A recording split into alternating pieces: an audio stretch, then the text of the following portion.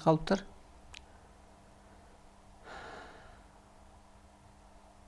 Арыстан алай, мен сизге барып илим алып, тазаланып келгем. Атым Мадалинбек. Бүгүн Москвага кетип жатам. Батаңызды берип коюңузчу. Сизди ар дайым көрөбүз, урматтайбыз. Сиздин айтканыңыз чындык, сизди колдойбуз.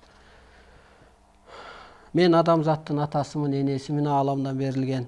Кайда болсо ушу жолуң ачык болсун. Барган жериңде ушу улуу сыпат менен жаша.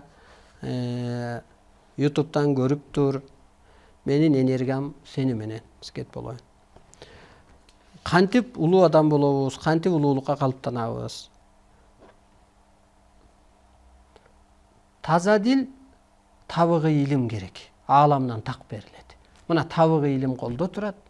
Дилиң тазарат, анан улуулукка калыптанасың. Улуулукка калыптанганда туба кылайын, ушу нур энергия каптайт экенде адам жашарат экен. Беттеги бырыш кетип, аң сезимиң ачылып, эс тутумуң оңолуп, кырсык такыр унутуп калдым, менде жок.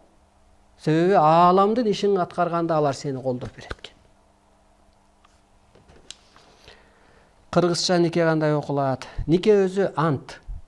Ант. Ант. Ааламдык негизги тартип деп берилет. Кыргызча жөн эле мына аял эркек экөөң биригип атасың. Экөөң бир бүтүмдүктө бол. Эгиз бол.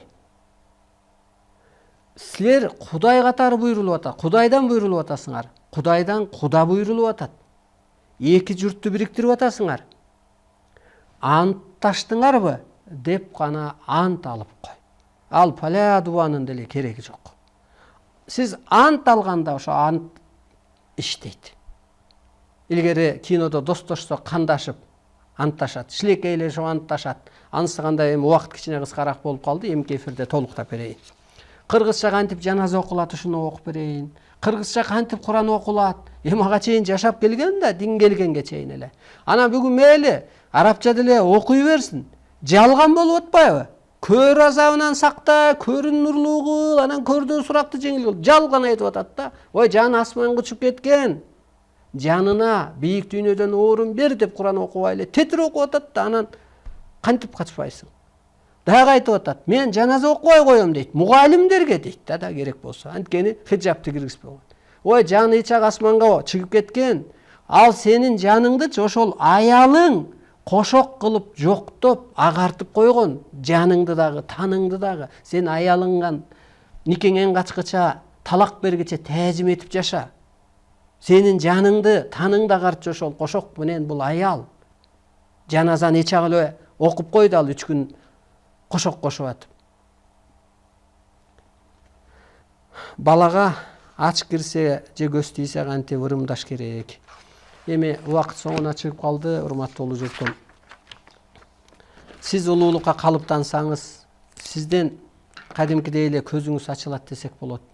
Кулагыңыз ушу угат десек болот. Колуңуз жазат десеңиз болот. Сизде ошо бир жан, аалам, арбай кийгенде өз жолуңузга салат. Ошон үчүн арбайды жок дебеңиздер.